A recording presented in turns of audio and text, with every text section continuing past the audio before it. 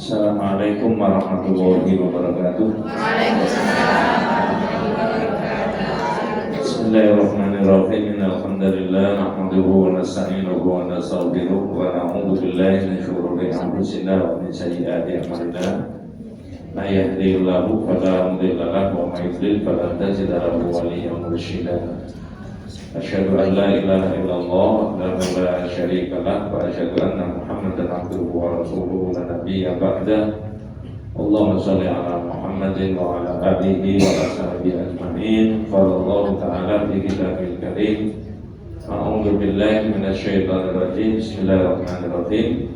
Ya ayyuhalladzina amanu taqullaha haqqa tuqatih wa la tamutunna illa wa antum muslimun. Ma'asyiral muslimin rahimani wa rahimakumullah, wasikum wa nafsiya bi taqwallahi faqad faza man ittaqa. Ibu-ibu yang dirahmati Allah Subhanahu wa taala, Majelis Taklim As-Sakinah ya, Masjid di Ponorogo. Saya berkali-kali diminta, tapi ya bukan karena apa ya, memang sudah ditentukan di tempat-tempat yang lain, jadi agak susah merubahnya. Ini pengurus Madinah itu berkali-kali minta supaya saya bisa hadir ke sini. Tapi qadarullah hari ini bisa dipertemukan. Saya menyampaikan kepada kita semuanya dalam kajian ini, saya beri judul menguatkan akidah, mewujudkan ukhuwah. Jadi dengan ikuti pelan-pelan, saya sudah tulis karena tidak rutin kalau saya tulis itu. Kalau yang rutin biasanya pakai kitab, kalau ngaji seperti di Al-Falah tadi ya. Menguatkan akidah, mewujudkan ukhuwah disampaikan dalam pengajian FT As-Sakinah Masjid di Ponorogo 127 Surabaya, Selasa 30 September 2025. Apa yang dimaksudkan dengan menguatkan akidah? Itu akidah itu adalah apa yang diyakini oleh seseorang. Jenengan dan saya sebagai orang Islam, apa keyakinannya? Ya tentang Allah, tentang utusannya Allah, Nabi Muhammad, tentang kitab Al-Quran dan seterusnya. Itu akidah, itu keyakinan yang mengikat kita. Oh, di sana ada orang yang tidak Islam, Pak Ustaz, punya keyakinan. Ya iya, nggak apa-apa, biarkan aja keyakinannya dia. Nah, di situ loh. Nah, orang itu dengan ada keyakinan, dengan dan saya, itu hidupnya jadi dinamis dan baik. Ya, jadi dinamis dalam arti itu baik. Oh, dalam iman kita al-jannatu haqqun, an-naru haqqun. Iman kita surga itu ada, neraka itu ada. Betul ya Bu ya? Pilih mana? Surga. Pilih? Surga. Pilihnya kapan? Sekarang baru pilih? Ya mulai dulu. Betul Bu ya? Jadi dengan bahasa lain, orang Islam itu dengan dan saya, visi misinya itu visi misi akhirat. Ayat yang saya baca tadi loh. Ya ayyuhalladzina amanu taqullaha haqqa tuqatih. Betul Bu ya? Wala tamutunna illa wa antum muslimun. Nah, 102. Kalau dengan baca di terjemahan Departemen Agama, wala tamutunna illa wa antum muslimun, dan janganlah kalian mati kecuali sudah beragama Islam. Tapi Islam itu maknanya berserah diri. Apa Bu? Berserah diri. Jenengan ini berserah diri kepada Allah apa tidak? Ya. Ya. Nah, berserah diri itu ada dua. Ada berapa? Dua. Satu, berserah diri kepada Allah karena terpaksa. Dua, berserah diri karena taat. Halo? Apa bedanya? Kalau berserah diri kepada Allah karena terpaksa, itu mengikuti hukum yang Allah sudah ditetapkan. Ini kan air, Bu ya. Di dalam air ini ada hukumnya Allah. Batu itu juga ada hukumnya Allah. Di manusia itu juga ada hukumnya Allah. Apa maksudnya? Ini air kalau dipanasi tadi pagi sampai 100 derajat mendidih. Untuk buat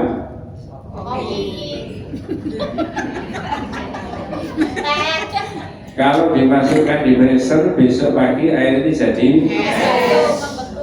Itu Allah yang menetapkan, bukan karena alatnya. Saya ulangi, bukan karena.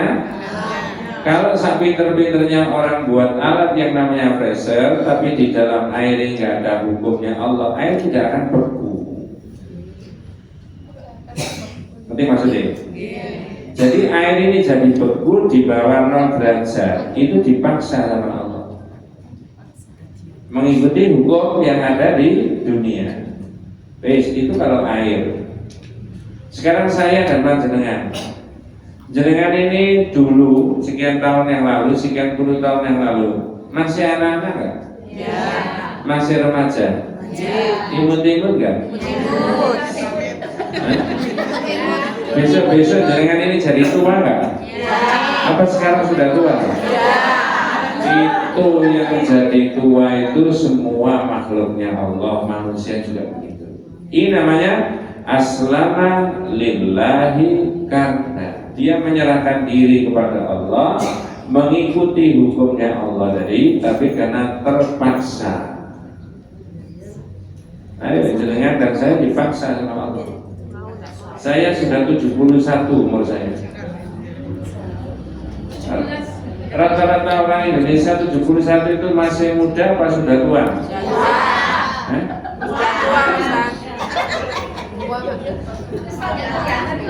Ya. Benar 71. Masa sekian besarnya nggak kelihatan? Saya teruskan.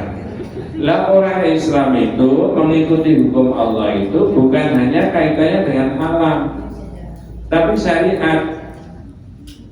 Orang Islam hidup di zaman kapan, profesinya apa saja, karakternya bagaimana, mazhabnya apa saja, partai politiknya apa saja, sama semuanya mengikuti hukum Allah yang syariat. Betul nggak? Ya. Kalau saya pakai istilah di kitab ada al-hukmu fil aqidah, hukum dalam masalah akidah. Yang kedua al-hukmu fil ibadah, hukum dalam masalah ibadah. Yang ketiga al-hukmu fil muamalat, hukum dalam pergaulan. Yang keempat al-hukmu fil hudud wal qisas, hukum masalah pidana dan perdata. Jadi saya ulangi ibu-ibu sekalian yang sudah saya tulis tadi, ya, akidah adalah apa yang diyakini oleh seseorang. Sudah di-share tadi Bu, ya? Jika ada seseorang mengatakan dia itu mempunyai akidah yang benar, berarti orang itu akidahnya bebas dari keraguan. Jenengan punya akidah yang benar, saya punya akidah yang benar, berarti bebas dari keraguan, tidak ragu sedikit pun. Tentang apa Pak Ustaz?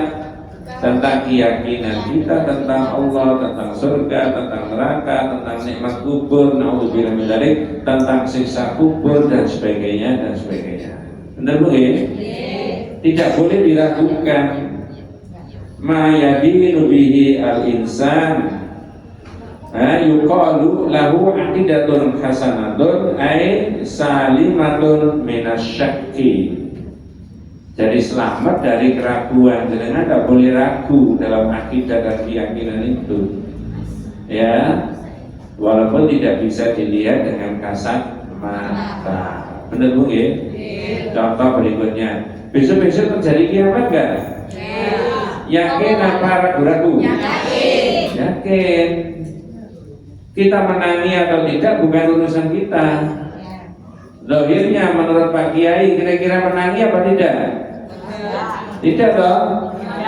Apa kepengen menangi kiamat lalu bisa memvideo, bisa di grup dahsyatnya hari kiamat? Nah, di situ. Jadi tidak usah diragukan, akidah itu keyakinan manusia yang tidak boleh diragukan. Akidah merupakan perbuatan hati, yaitu kepercayaan hati dan pembenarannya kepada sesuatu. Ya, jadi nggak bisa, saya juga nggak bisa melihat gimana nikmat kubur, nggak tahu sekarang.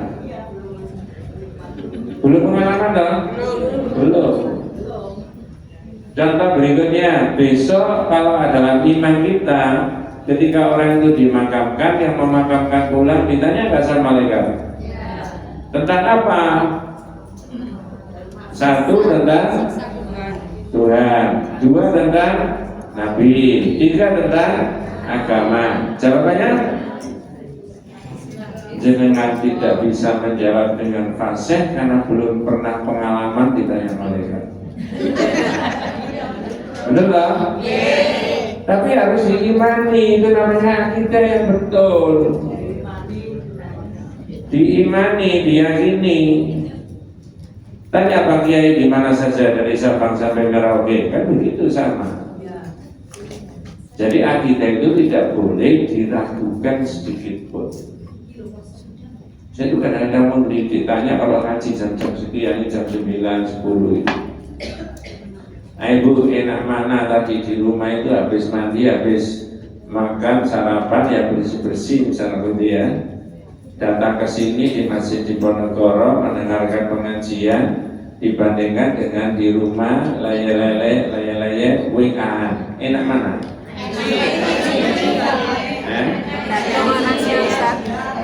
Kalau enak di sini goro. Saya tanya ke siapa? Enaknya. Iya dong? Lo kan bener dong? Kalau enaknya enak di mana? Tapi kenapa tidak pilih begitu?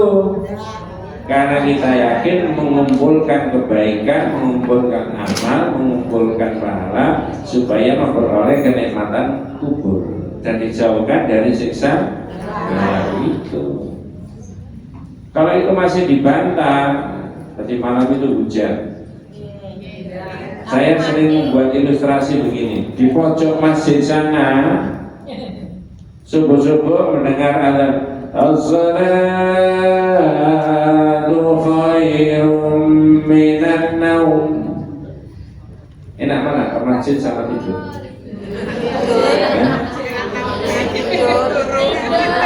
Kalau saya ditanya enak mana, enak tidur. Tapi mengapa tidak tidur? Itu karena ada akidah yang diyakini dan tidak ragu itu tadi. Understand? Yes.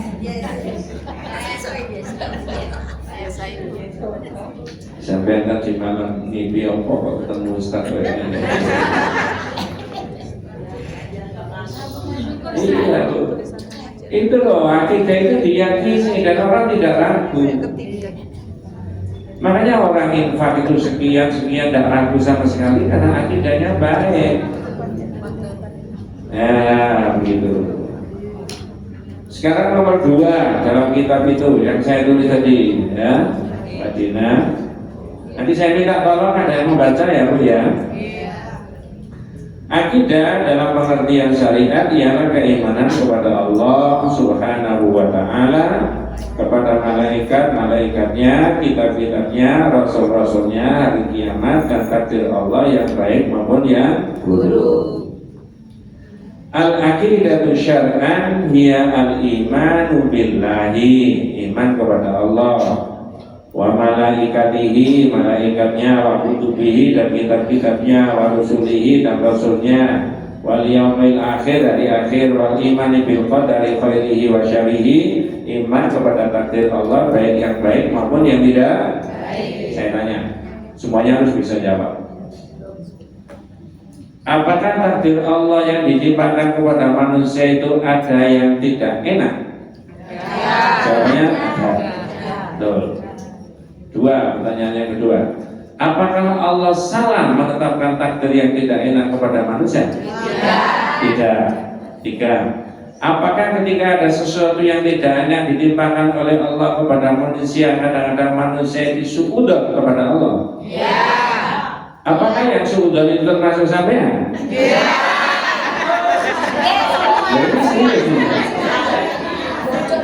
Ya. Coba ya. Ini Bu ya. Menurut saya ini bisa, mic-nya, volumenya bisa dibesarkan. Sudah besar ya? Ya, biar lebih besar. Mana yang ini? Oh ini. Nah, sudah ini aja. Saya ulangi Bu. Yang saya ambil dari akidah menurut syariat tadi adalah beriman kepada takdir Allah. Betul kan? Dengan mulai kecil sudah diterangkan wabil qadari khairihi wa syarrihi. Takdirnya Allah baik yang baik maupun yang tidak baik. Betul Bu ya? Lalu saya tanya tadi, saya ulangi lagi, apakah takdir Allah yang ditimpakan Allah kepada manusia dirasakan manusia ada yang tidak enak? Jawabannya ada. Apakah Allah salah? Tidak. Apakah kadang-kadang manusia itu suudzon? Itu yang tidak boleh. Coba Bu ya. Halo? Asmaul Husna, berapa Asmaul Husna? Nanti dibahas lain kali. Kok lain kali? Dibahas sendiri. Begini Bu maksudnya ya. Asmaul Husna itu dalam bahasa kita nama-nama Allah yang baik. Berarti semua nama Allah baik apa tidak? Baik. Apakah ketika nama-nama Allah itu baik, sifat Allah juga baik? Baik. Nah, beda sama manusia kan? Kadang-kadang manusia itu namanya baik, sifatnya tidak baik. Tidak usah dicari orangnya. Ya. Tapi kalau Allah, nama-namanya Allah baik, berarti sifatnya baik. Kalau sifatnya Allah semuanya baik, berarti perbuatan Allah baik. Yang merasakan tidak enak itu manusianya. Tapi semua perbuatan Allah itu baik. Kalau orang suudzon itu berarti orang itu menyangka berarti Allah itu ada yang salah perbuatannya. Itu maksud saya Bu ya. Kalau orang suudzon berarti orang itu punya pendapat seolah-olah sifat Allah ada yang tidak baik. Kalau sifat Allah yang ada yang tidak baik berarti nama Allah ada yang tidak baik. Padahal semua nama Allah baik. Asmaul Husna. Itu dipelajari di tauhid. Nah, di situ. Maka dari akidah tadi saya ambil satu di antaranya adalah wabil qadari khairihi wa syarrihi. Takdir Allah yang dirasakan oleh manusia kadang-kala enak, kadang-kala tidak enak. Andai kata tidak enak pun itu sebenarnya keputusan Allah itu tidak ada yang salah. Betul ya? Nah, kalau tidak ada yang salah, maka manusia yang menerima dari takdirnya Allah tadi tidak diperkenankan untuk suudzon.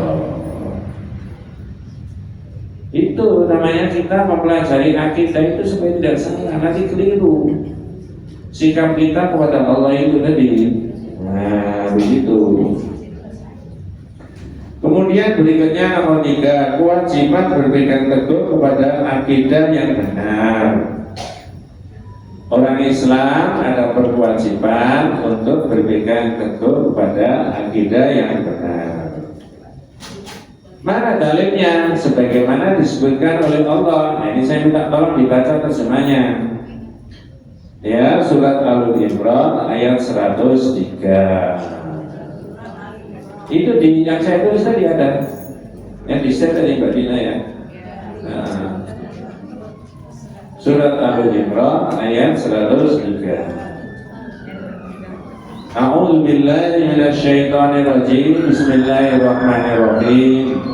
wa'tasimu bihablillahi jami'an wa la tafarraqu wadhkuru ni'matallahi 'alaikum id kuntum a'da'an fa'alafa baina qulubikum fa asbahtum bi ni'matihi ikhwana.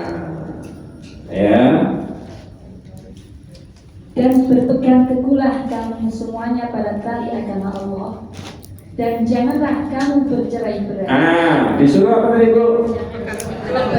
Disuruh apa dulu? Disuruh berpegang teguh kepada tali agamanya Allah. Boleh nggak orang keluar dari aturannya agamanya Allah? Tidak boleh. Kalau orang keluar dari aturan agamanya Allah, itu namanya orang memecah agama. Halo? Itu namanya memecah agama. Dan ayat ini dipakai simbol oleh Pak Kiai di NU itu, Nahdlatul Ulama, kan ada wa'tasimu bihablillahi jami'an wa la tafarraqu. Betul ya? Iya. Pegang teguh agama itu jangan bercerai-berai. Maksudnya apa? Loh, yang hadir di sini aja loh, tadi diumumkan ada dari Masjid Taklim ini, Masjid Taklim ini, berarti macam-macam kan? Apa ini namanya bercerai-berai? Bukan. Tidak. Misalkan ini ngundang Masjid Diponegoro, undang yang lain, ternyata ada yang jilbabnya biru, ada yang kuning. Misalkan dari Masjid Taklim yang lain, penuh semuanya. Loh, kok tidak seragam? Ini berarti tidak menunjukkan apa? Bukan itu yang mau bercerai-berai, bukan. Akidahnya itulah yang tidak boleh bercerai-berai. Bukan jilbabnya. Ya, keimanannya kepada Allah, keimanannya kepada hari akhir, keimanannya yang prinsip-prinsip itu. Maka berpegang teguhlah kamu semuanya kepada agama Allah dan jangan bercerai-berai. Bercerai-berai dari agama Allah maksudnya.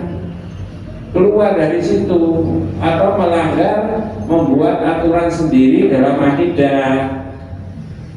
Nah, gitu maksudnya. Terus lanjut Pak. Dan ingatlah nikmat Allah kepadamu Jika kamu dahulu masa jahiliyah bermusuhan. Ya, ada bermusuhan dulu zaman jahiliyah. Kenapa? Karena akidahnya macam-macam. Yang ini menyembah ini, yang itu menyembah itu, yang Lata, Uzza, Manat, Suwa, Yahud, ya macam-macam yang disembah. Nah sekarang orang Islam itu di seluruh dunia, mulai zaman Nabi, bahkan jauh sebelum Nabi, itu disuruh menyembah Allah saja. Halo? Boleh nggak menyembah selain dari Allah? Coba tak cek, ya. Bukan tak tes tapi tak cek. Ya, ini apa arti dari la ilaha illallah? La ilaha illallah. Yang berhak disembah kecuali Allah. Ada yang berhaknya. Jangan emosi ya. Tidak ada Tuhan yang berhak disembah. Tuhan itu banyak. Dan jenengan ya itu bisa memahami karena banyak Tuhan yang disembah, karena banyak Tuhan yang dipercaya, akhirnya banyak masalah. Iya kan? Bisa benda, bisa barang, bisa orang, bisa uang, bahkan bisa dirinya sendiri. Ini punya nafsu, kalau diikuti terus berarti orang itu menjadikan nafsunya sebagai apa? Tuhan. Gitu loh Bu.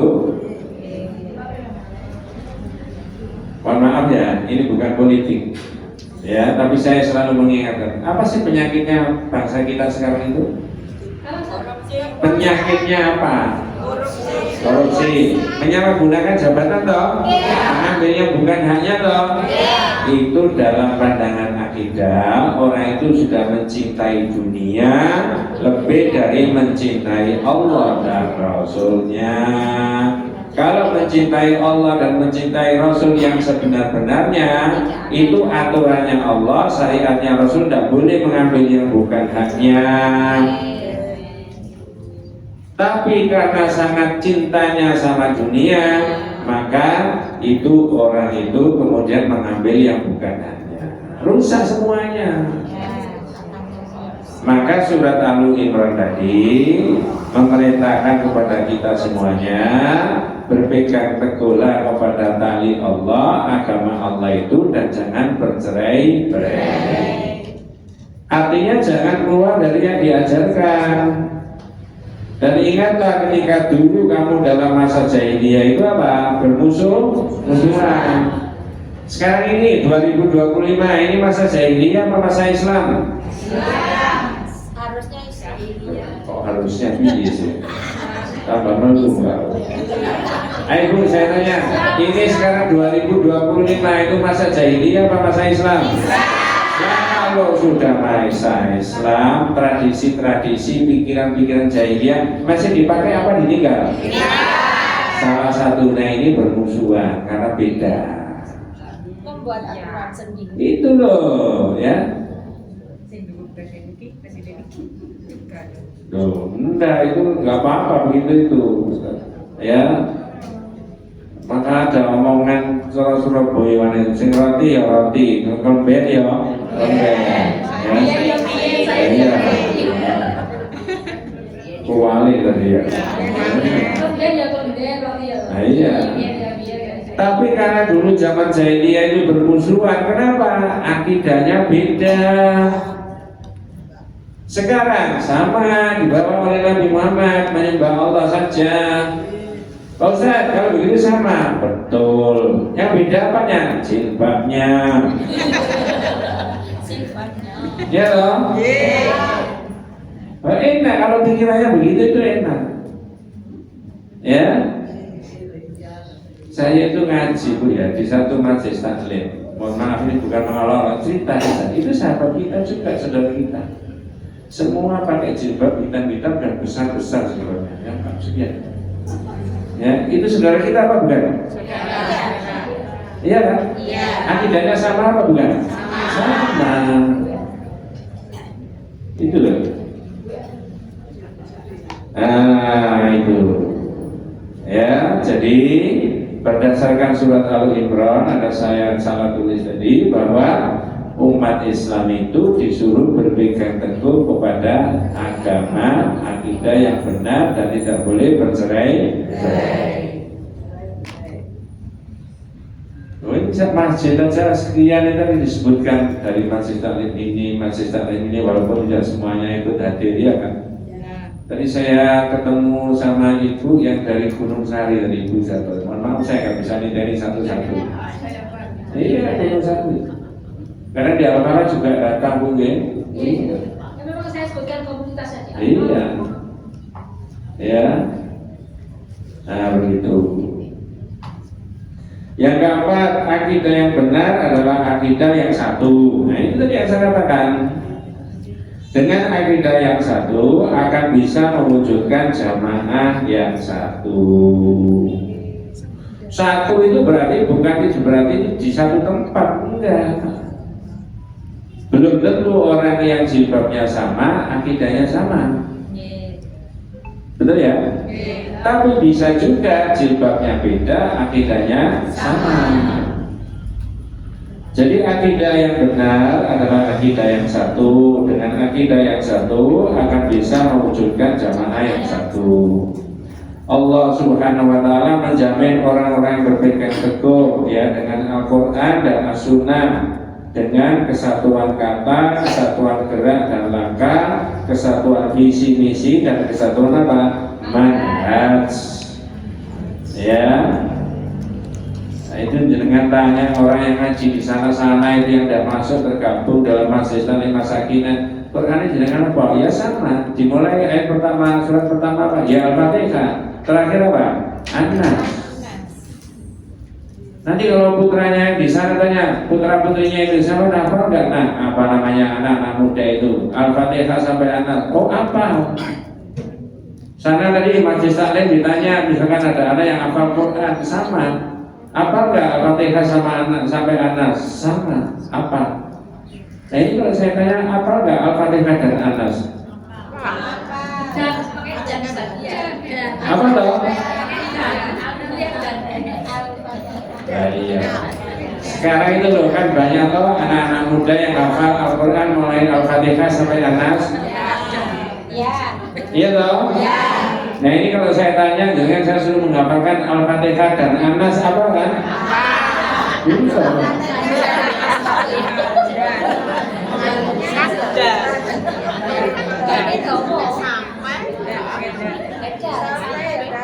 Al-Fatihah dan kalau adik-adik kita yang hafal itu adalah Al-Fatihah sampai mudah-mudahan putra putri yang panjenengan anak saya cucu kita semuanya dijadikan oleh Allah orang yang hafal. Inilah sebenarnya lalu ada ungkapan ini bicara Quran sedikit. Ada ungkapan Al-Quran Arabiyyun lughatan wa Alamiyyun maknan. Saya ulangi, Al-Quran Arabiyyun lughatan wa Alamiyyun maknan. Apa maksudnya? Quran itu bahasanya saja bahasa Arab, tapi arti dan maknanya banyak menyangkut macam-macam daripada kehidupan manusia. Betul ya? Dari situlah banyak orang-orang yang ilmuwan yang tidak beragama Islam itu masuk Islam ketika dia mempelajari Al-Quran. Contoh, dulu, monggo silakan diminum. Dari India masuk Islam.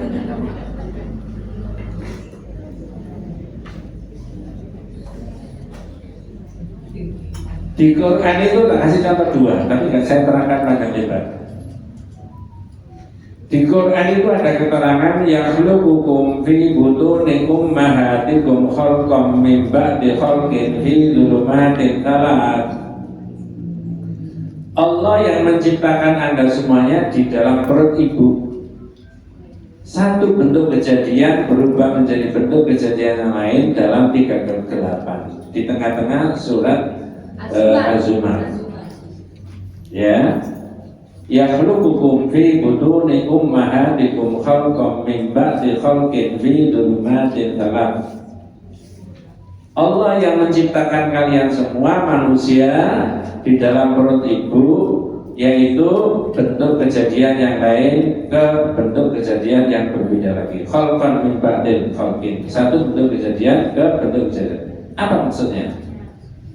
Ternyata itu menurut ilmunya, walaupun ini bukan ilmu saya, ketika bibitnya bapak nembus di bibitnya ibu, sperma sama ovum itu masuk di endometrium.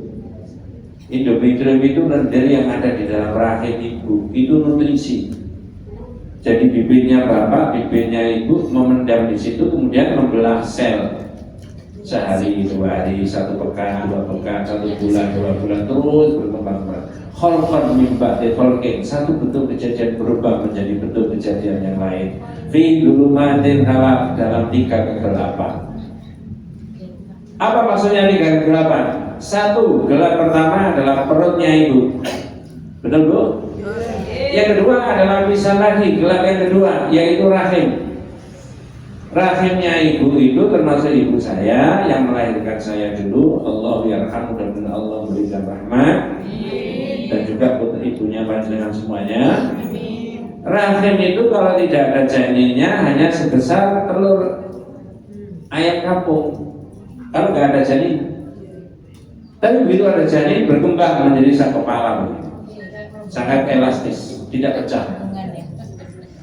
Itu lapisan yang kedua. Lapisan yang ketiga, kata Al-Quran tadi surat Az-Zumar, fi dhulumatin thalath, dalam 3 kegelapan. Ya, lapisan yang ketiga apa? Amnion.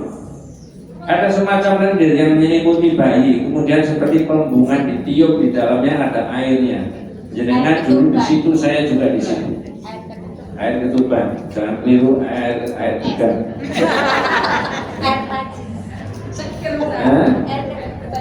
Ayo saya tanya, kok tidak meninggal di dalam air? Jenengan dan saya di dalam air. Ada tali pusar.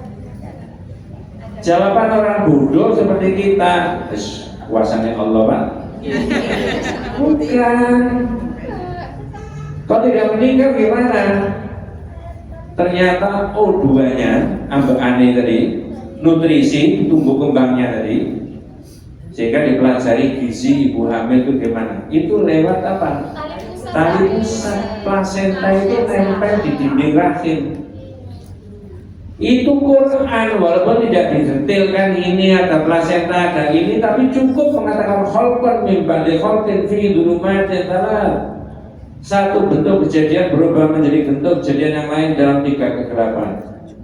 Siapa yang mengajari Nabi Muhammad seperti itu? Fakultas kedokteran belum ada, dokter-dokter objek belum ada. Itulah sehingga para ilmuwan, terutama di bidang kedokteran objek, kita mempelajari itu, ya. Lalu Allah memberikan hidayah, tiba-tiba masuk Islam, dan banyak lagi. Makanya mestinya teorinya pendidikan itu, Bu, halo, anak-anak itu mestinya diajari Quran dulu, baru diajari fisika, kimia, biologi, sosiologi, antropologi, tata negara, bahasa Indonesia, bahasa Inggris. Tapi Quran dulu. Ya toh? Loh, tidak usah mondok. Enggak usah. Di sini banyak kan sekarang anak-anak yang enggak mondok. Ya. Ini. Jadi saya terangkan sedikit tentang Al-Quran tadi karena menyangkut apa namanya, Allah Subhanahu wa Ta'ala menjamin orang-orang yang berpegang teguh pada Al-Quran. Ternyata Al-Quran itu bukan hanya urusan manusia dengan Allah, salat saja, zakat saja, puasa saja, wudu saja, tidak. Menyangkut urusan manusia yang lain-lain. Bahasa saya tadi, Al-Quran Arabiyyun lughatan Alamiyun makna. Alamiyun makna. Ain. Universal. Iya. Maknanya sangat macam-macam. Wah, tidak habis-habis di Korea itu. Nah, sekarang di Indonesia, alhamdulillah perkembangan orang mempelajari Quran ini luar biasa.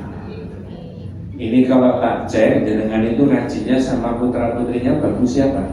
Putra-putrinya. Udah jelas. Sekian kok, kalau saya ditakut ini.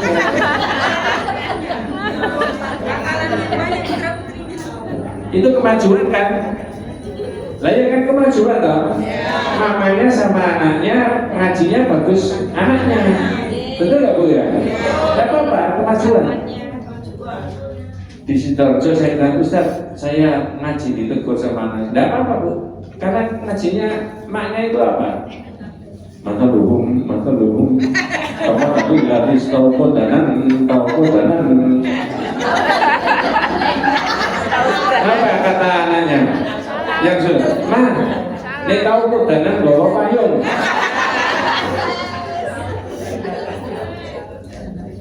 Ya bisa dipahami karena dulu tidak konsentrasi mempelajari Quran. Sudah kadung gede, bukan hanya gede, sudah kadung apa? Sepuh. Kalau tidak bisa disebut sepuh ya senior. Ngajinya beda. Maka belum. Apa tadi garis tahu kodanan.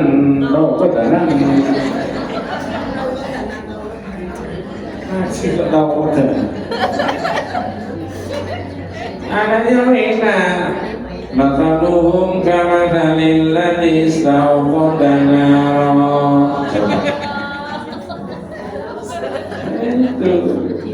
Ini perkembangan, Bu. Saya ini tahu ngapunten ya, tahun 81, 82, 83 saya itu sudah jadi guru di Sepanjang. Buku-bukunya Muhammadiyah, buku-bukunya NU, terutama yang di mana yang saya ketahui di Wonokromo itu loh, sekolah apa itu? Khadijah, yang di Sepanjang di EPM, yang di Muhammadiyah di Puncak, itu buku-bukunya tahun 81, 82, 83 tidak ada yang pakai jilbab. Guru akan termasuk juga, ya hubungan kok. Saya masih nyimpan untuk itu. Tahun 81, 82 saya sudah jadi guru. Mungkin ada yang belum lahir kan? Ada yang tahun 81, 82, 83 1981, 82,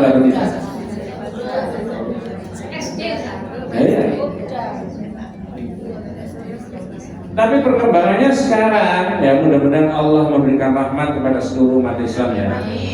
Kalau ada pertemuan walaupun tidak pengajian, ibu-ibu yang muslimah kalau tidak pakai jilbab, tidak pakai kudur, itu rasanya terisolasi dari yang lain-lain. Benar nggak?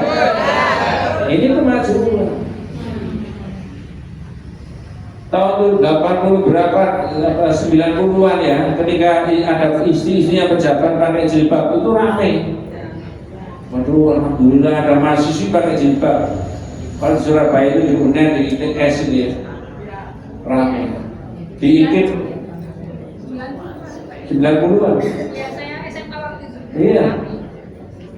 Kebetulan juga, mohon maaf ini bukan ngomong-ngomong, Indonesia itu punya Menteri Pendidikan dan Kebudayaan yang memakai nama dua nama, Nabi Dawud dan Yusuf.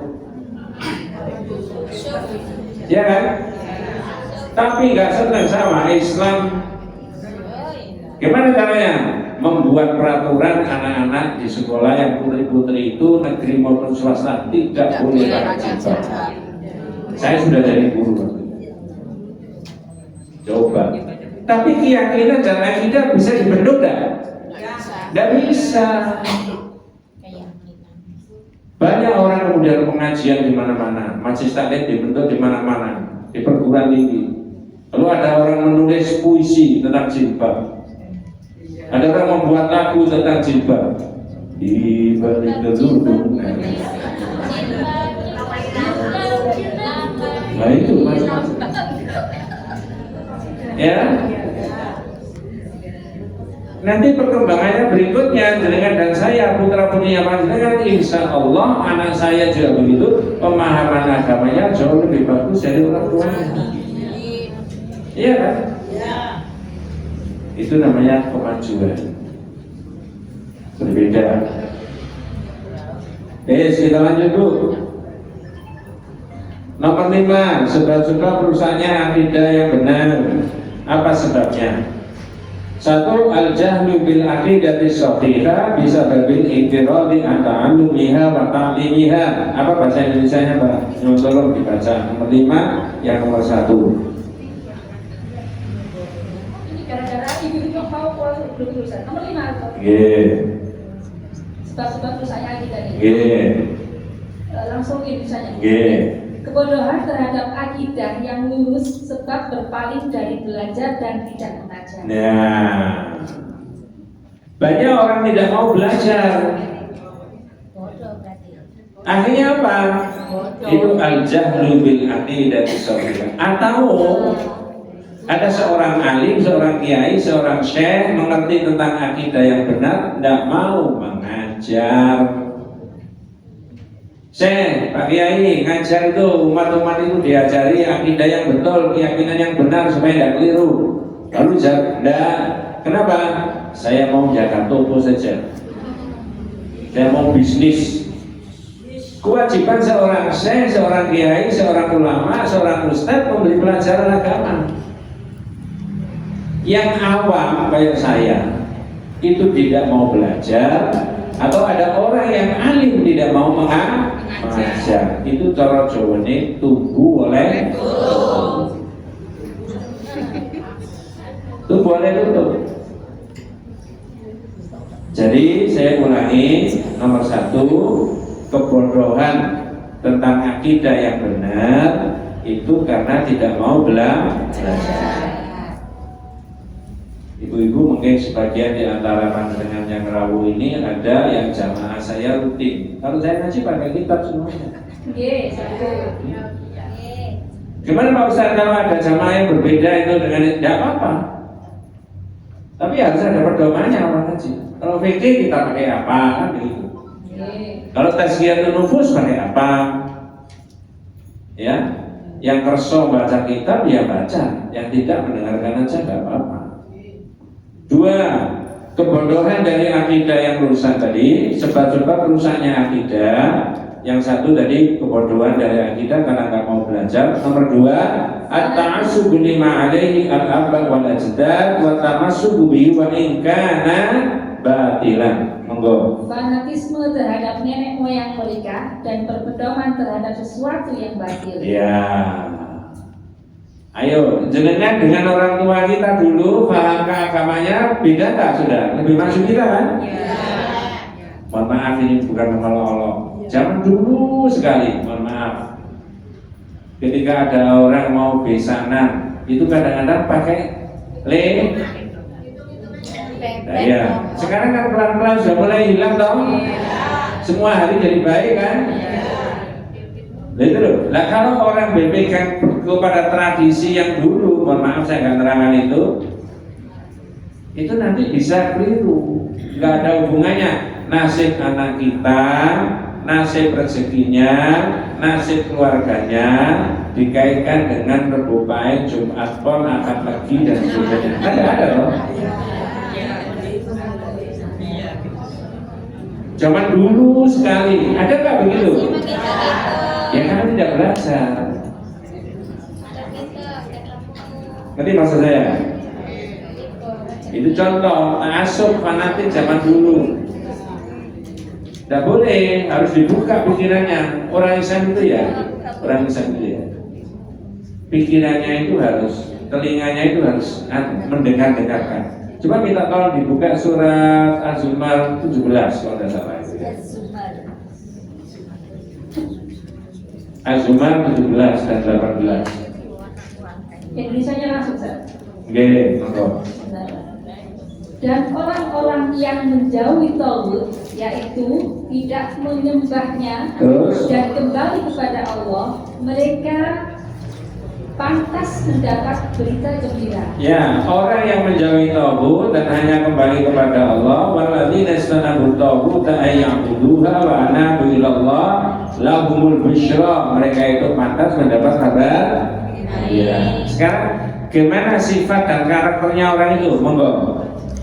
Ya, yaitu mereka yang mendengarkan perkataan lalu mengikuti apa yang paling baik dianggap. Yastami'una al-qawla fayattabi'una ahsana. Mendengarkan bukan yasma'una, tapi di situ yastami'una, betul Bang ya? Bukan yasma'una, yastami'una, mendengarkan kemudian mengikuti yang terbaik. Ini jenengan ngaji di sana, masih di sana ikut boleh nggak? Ikut ngaji sana boleh nggak? Ngaji sana boleh nggak? Kata ayat itu lalu mengikuti yang paling baik. Kalau agama paling baik pakai dilarang. Orang beli baju saja masuk di banyak toko boleh nggak? Yang dipilih? Nah, yang satu yang terbaik itu ukurannya menurut dia, seleranya dia sama bulusnya. Iya toh? Kalau ada bulus semuanya jadi mulus. Nabi bulus mampus. Iya. Biwairin bulus antum mampus. Ya. Jadi makanya jangan itu ta'assub. Ya. Itu ayat itu bisa ditarik kemana-mana. Ya. Nah, yang ketiga balik lagi ke makalah yang ditulis tadi. At-taqlidul a'ma bi akhli aqwalin nas fil aqidah min ghairi ma'rifati daliliha.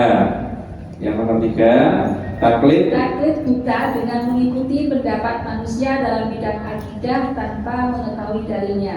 Sekarang saya tanya. Halo? Masih konek apa enggak? Kalau enggak konek, kalau bilang itu aku mau saya.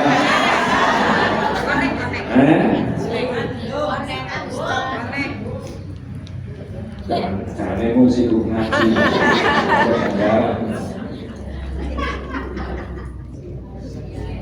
Ya. Yang ketiga tadi adalah taklidul a'ma bi akhli aqwalin nas fil aqidah min ghairi ma'rifati daliliha. Nah, sekarang saya tanya sebelum bahas ini. Kalau ada orang Islam sepanjang hidupnya tidak bisa nyupir mobil, berdosa?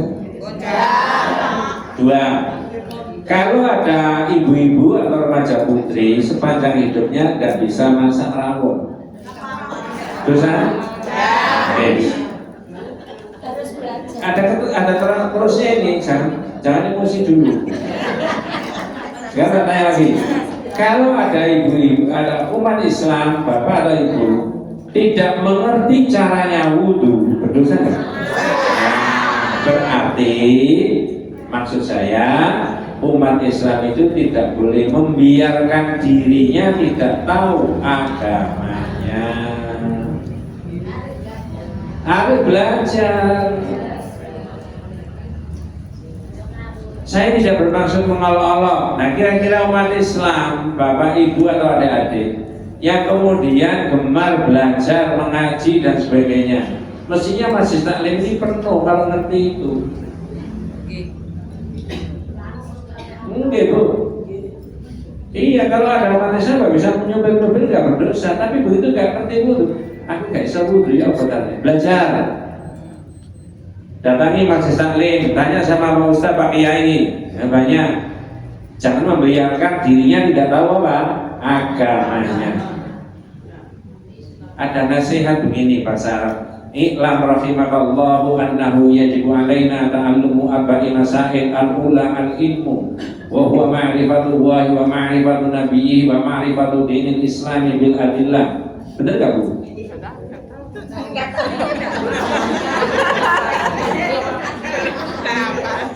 Ketahuilah semoga Anda semuanya wahai saudara umat Islam, semoga diberi rahmat sama Allah. Sesungguhnya wajib bagi kita itu untuk mengerti tentang 4 hal. Pertama, umat Islam wajib berilmu. Tentang apa? Tentang Allah. Nah, itu banyak ya penjelasannya. Yang kedua tentang Nabi. Karena yang akan memberi syafaat satu-satunya Nabi Muhammad, ya kan? Yang ketiga, ma'rifatul dinil Islam, mengerti agama Islam bil adillah, pakai dalil. Iya betul itu. Makanya jangan itu tadi. Jangan hanya mengikuti saja yang tanpa paham. Ada kewajiban semampunya kita. Diberi oleh Allah di dunia 40 tahun, 50 tahun, 70 tahun, 80 tahun, tidak pernah dipakai taklim, tidak pakai penamaan, dipakai untuk belajar. Membiarkan dirinya tidak tahu agama. Mungkin Bu, tak boleh. Berikutnya yang keempat, saya tidak terangkan semuanya ya. Al-ghulu fil awliya was-sholihin wa rafa'u fawqa manzilatihim. Sikap yang berlebih-lebihan terhadap para wali dan orang-orang yang soleh. Mohon maaf, jangan salah paham. Ziarah kubur boleh, ya, malah disunahkan, ya toh. Minta kepada mereka boleh nggak? Ya. Itu kadang-kadang Ustadz itu kadang-kadang ngomongnya rada kosro. Orang ziarah kubur itu tidak apa-apa, tapi dituduh minta sama wali-wali, benda. Mau tanya dengan orang lain lagi, kalau tidak percaya saya. Ziarah kubur boleh, tapi minta kepada mereka kan tidak boleh toh. Karena satu-satunya yang berat diminta siapa? Allah. Ayo saya tanya, ini sekian banyaknya ini, mudah-mudahan ahli surga semuanya. Amin. Surat apa yang jenengan baca setiap hari lebih dari 30 kali? Al-Fatihah. Apa betul Al-Fatihah itu inti daripada Al-Quran? Apa inti daripada Al-Fatihah? Ibu dari segala. Itulah artinya. Wong inti Al-Fatihah itu loh, surat yang mana, ayat yang mana?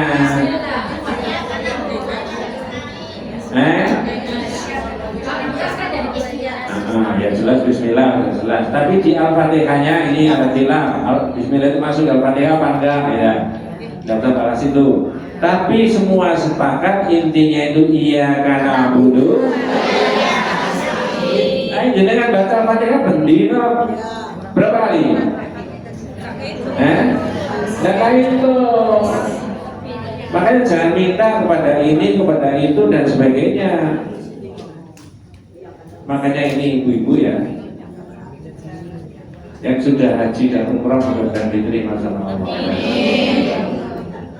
Yang belum mudah-mudahan dimudahkan sama Allah.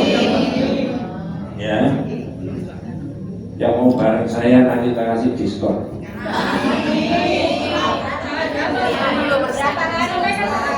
Boleh ya?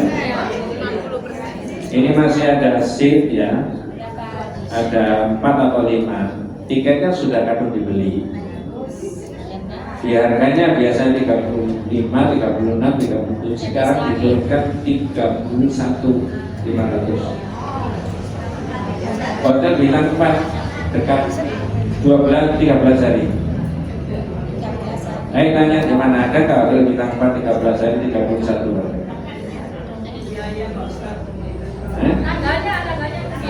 Tanggalnya tanggal 19. Kalau mau bareng saya. Kalau enggak udah dewi. Oktober, 19 Oktober. Tak selipkan. Mengapa saya cerita Masjidil Haram, Imam Masjid Nabawi? Iya kan Abu Dua, iya karena saya pernah mendengar orang imami di Masjidil Haram itu baca Al-Fatihah nangis sejadi-jadinya. Benar Bu.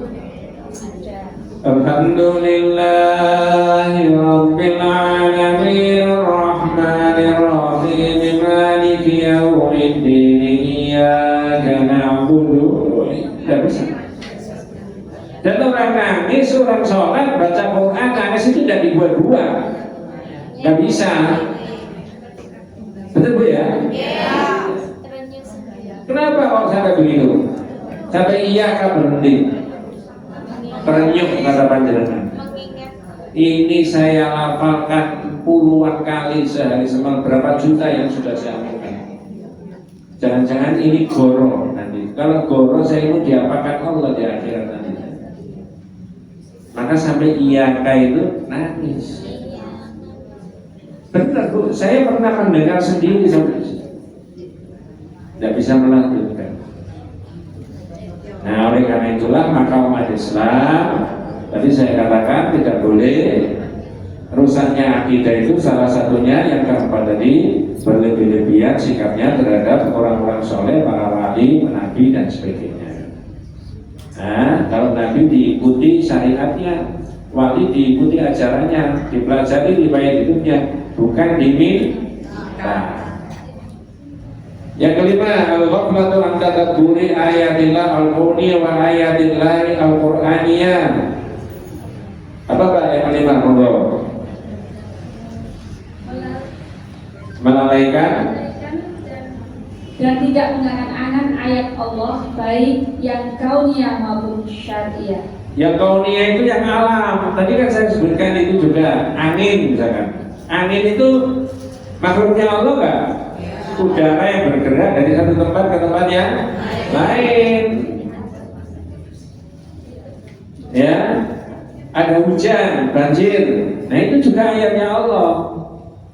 Makanya di tauhid, ibu mohon maaf ya, mudah-mudahan kita tidak kebanjiran. Orang kalau kebanjiran tidak boleh marah-marah loh. Kok gak seneng kalau banjir? Ya dimarahin siapa? Bener. Udah dibersihkan aja karena banjir memang gak enak. Dengan saya kebanjiran juga gak enak. Kalau misalkan orang itu marah-marah, ya, gak seneng ini kerusak kabeh, kotor kabeh, kambang kabeh, sepatu dan sebagainya. Dan misalkan, naudzubillah min dzalik, untuk air ini nggak bisa ngomong. Kalau air itu bisa ngomong dan memang air nggak bisa ngomong, sebagaimana bulan juga nggak bisa ngomong. Bisa ngomong. Ya.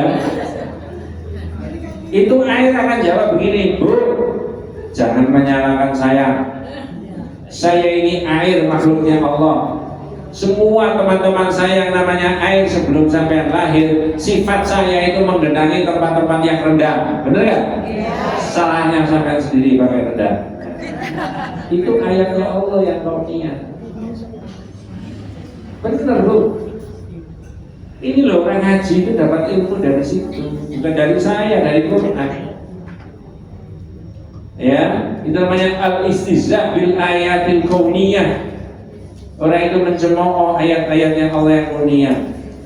Lebih-lebih mencemooh Quran, hadis, nabi dan sebagainya, sahabat itu tidak boleh. Ya. Balik-balik jalan gitu Ustaz. Termasuk mencemooh. Bedakan antara khobariyah dengan istizaiyah, benar Pak? Kalau khobariyah hanya mengabarkan saja, ada jaiz, boleh. Oh, bolak-balik bicara, hati-hati, boleh khobariyah mengabarkan. Tapi kalau bernada istizaiyah mencemooh, dia merasa nggak enak. Nah ini yang tidak boleh. Tulisannya istihzaiyah. Istihzaiyah, alif sama sin, tak sama za, apa istihza ya. Istihza yastahzi'u istihza. Ya, benar Bu, itu dipelajari itu. Allah yang membuat ayat, Allah yang sifatnya begitu dimarahi itu. Ini namanya ngaji. Yang satu khobariyah, yang satu istihzaiyah. Yang khobariyah itu mengabarkan, yang istihzaiyah ya itu mencemooh, nggak boleh. Ada angin, ada badai, ini panas, tiba-tiba adem hujan, nasdem. Mari panas. Ini bukan partai politik, saya bukan orang politik Bu. Ya, saya itu sudah tanya kontrak, saya tidak masuk di partai politik sehingga bisa dakwah kemana-mana. Betul nggak? Iya. Wes nomor 6 sekarang kita lanjutkan. Menggalang dan menguatkan ukhuwah bukan hanya bersamaan di bidang akidah, ibadah dan lain-lain, tetapi menyangkut hal-hal sebagai berikut. Ini kalau tidak salah pikirannya Kiai Haji Ahmad Siddiq Allahyarham tokoh NU dari Jember atau Banyuwangi. Pamannya suami saya, Pak. Masya Allah. Mbak Ahmad Siddiq. Satu adalah ukhuwah basyariah, persaudaraan dalam kemanusiaan antar sesama manusia. Jadi kalau jalan-jalan di kota-kota besar ini ya, misalkan ada orang yang tinggi, besar, hitam, ini kritik, itu saudara kita apa bukan? Saudara dalam sesama manusia. Lalu jalan di mal-mal itu ya, ada yang rambutnya lurus ya, semi perang gitu, lalu matanya sipit, saudara kita apa bukan? Kalau Islam sama Islam benar. Nah dulu, ini saya bahas basyariah. Basyariah. Saudara kita apa bukan? Saudara. Wah, begini gitu. Iya, saudara kita kan sesama manusia. Yang kedua, ukhuwah watoniyah, persaudaraan dalam wilayah tanah air. Kalau kita itu dibatasi dari Sabang sampai saudara kita semuanya enggak? Ada banyak berbagai macam suku dan ya agama, betul ya? Ada Jawa, Sunda, ya. Yang berikutnya ukhuwah Islamiyah, yaitu persaudaraan dalam keislaman. Adakah umat Islam itu yang ubudiahnya, yang tidak prinsip itu beda sama kita? Ada toh? Saudara kita apa bukan? Jangan memandang dan jangan meyakini orang yang beda dengan kita dari sisi fikih itu bukan saudara. Itu dosa. Benar itu. Kita kasih contoh paling gampang. Ada nggak umat Islam yang sholat tarawihnya 23? Ada nggak umat Islam yang tarawihnya yang 11? Yang saudara kita yang mana? Nah, kalau pikirannya begitu, siapa yang menyuruh bahwa itu bukan saudara kita itu? Beda keyakinan. Yang kedua adalah ini Bu, yang terakhir ukhuwah iqtisadiyah, persaudaraan dalam ekonomi. Ini umat Islam harus menggalang ekonomi yang kuat. Halo? Saya kasih contoh. Ini ada toko Martandel. Ngomong itu, saya ambil yang terakhir aja. Ini miliknya Wong Jawa, Pak Haji Abdurrahman. Masyarakat Islam lebih senang beli di Maret apa milik tokonya Pak Haji Abdurrahman? Ini Muslim apa bukan? Yang tokonya Pak Haji Abdurrahman yang kecil itu Muslim apa bukan? Muslim. Nanti kalau ini kaya bayar zakat apa tidak? Kalau Pak Haji Abdurrahman kaya raya bayar zakat apa enggak? Kenapa tidak di situ? Ya itu benar kan? Kenapa tidak di situ?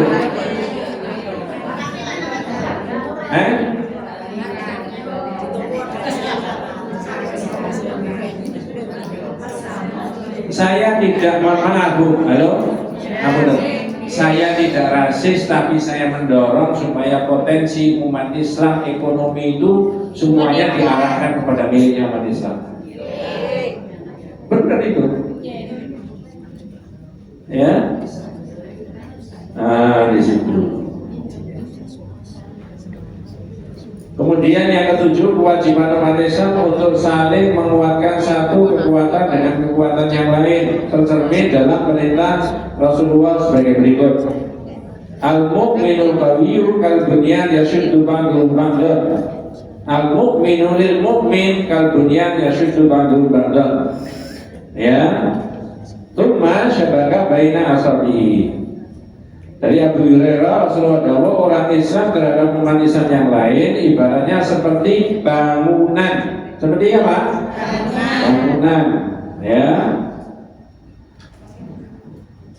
Orang Islam yang terhadap umat Islam yang lain seperti ibaratnya bangunan, saling apa? Menguatkan satu dengan yang lain. Kemudian beliau apa? Membeberkan jari-jarinya. Gini, jadi satu.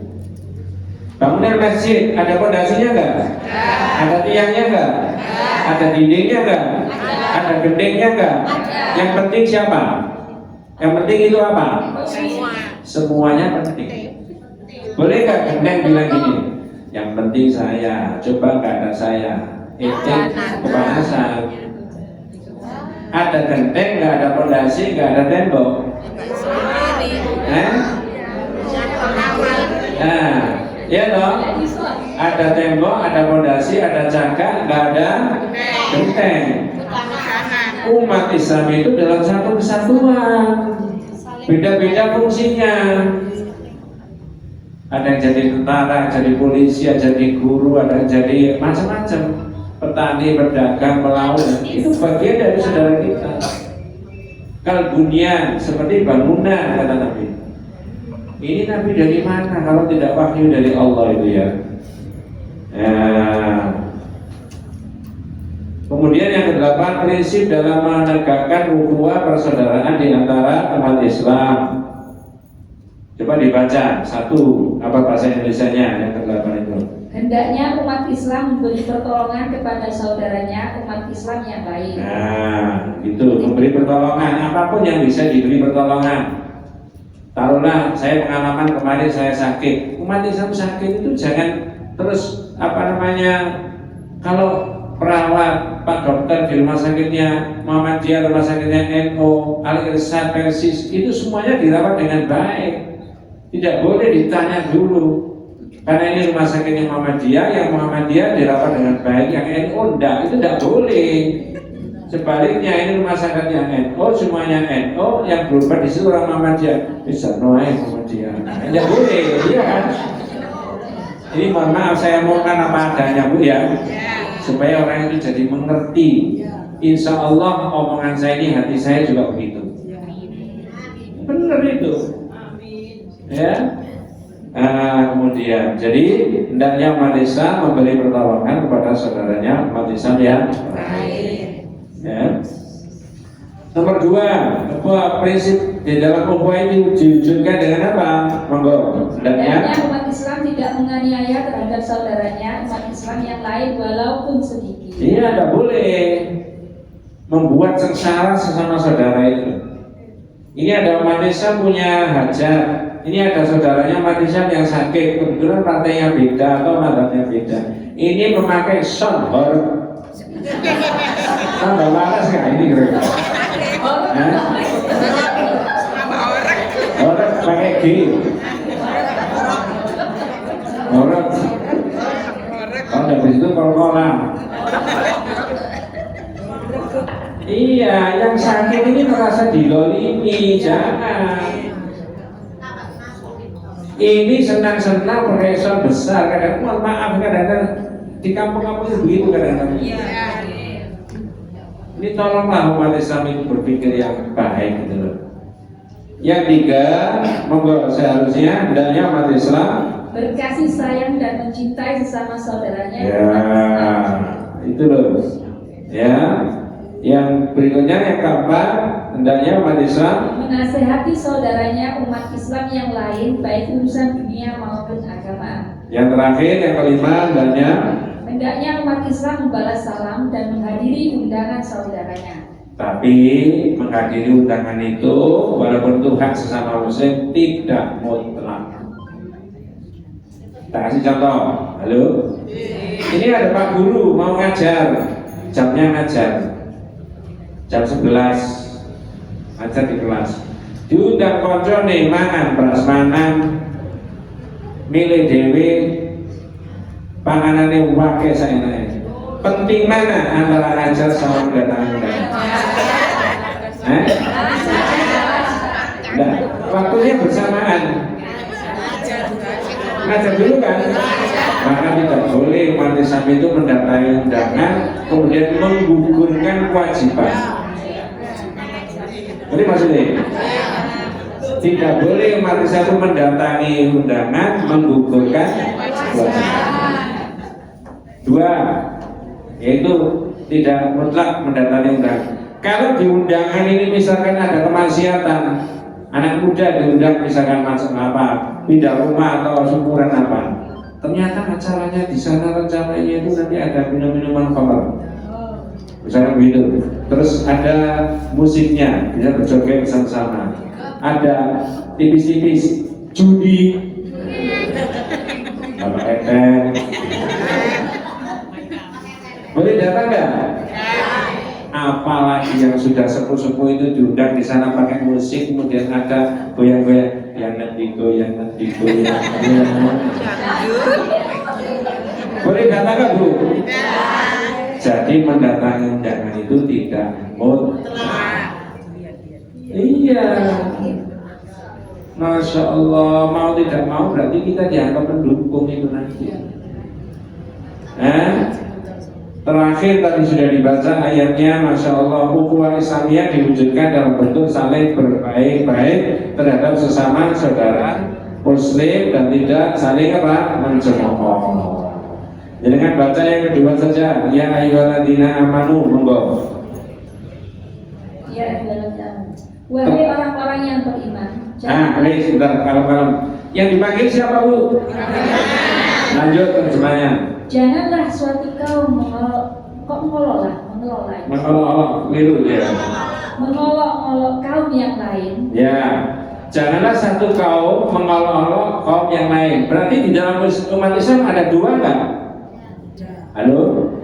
Ya ayyuhalladzina amanu, hai orang yang beriman, janganlah satu kelompok, salah itu Pak, betul kan? Janganlah satu kelompok umat Islam mengolok-olok kelompok yang lain di dalam sesama umat Islam. Berarti ada dua enggak?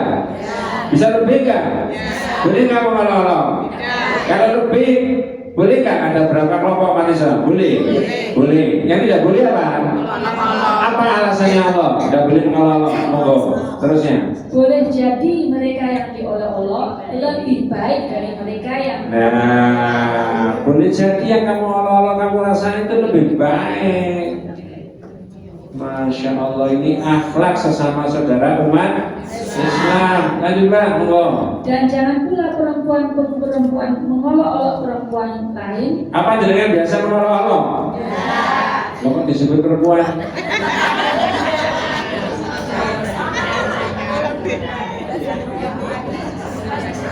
Tidak tahu itu rahasianya Allah kenapa perempuan itu ditandaskan lagi. Dan jangan pula wanita ummin nisa'in, dan jangan pula kelompok wanita mengolok kelompok wanita yang lain. Apa alasannya Mbak? Boleh jadi perempuan yang diolok-olok lebih baik dari perempuan yang olok-olok. Itu makanya kata kalau nggak bisa ngomong yang baik suruh apa? Iya. Kalau nggak bisa ngomong mana ketemu?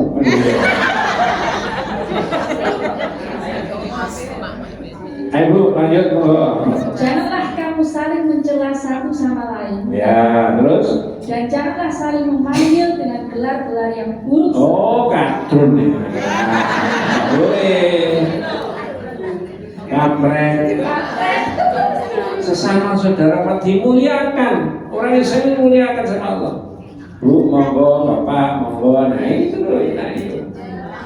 Masya Allah. Maka Bu, terakhir artinya Bu. Seluruh panggilan adalah panggilan yang kudus telah beriman. Ya, terus? Dan barang siapa tidak bertobat, maka mereka itulah orang-orang yang zalim. Inilah menguatkan akidah dan mewujudkan ukhuwah. Wabillahi taufiq wal hidayah. Wassalamualaikum warahmatullahi wabarakatuh. Boleh ada pertanyaan satu aja Bu? Monggo.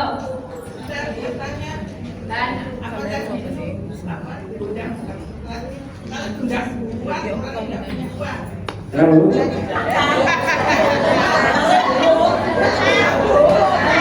itu begini dulu ya. Itu tradisi di masyarakat kita. Ada sahabat kita yang punya hajat untuk ikut meringankan, maka kita beri sekedar rezeki yang Allah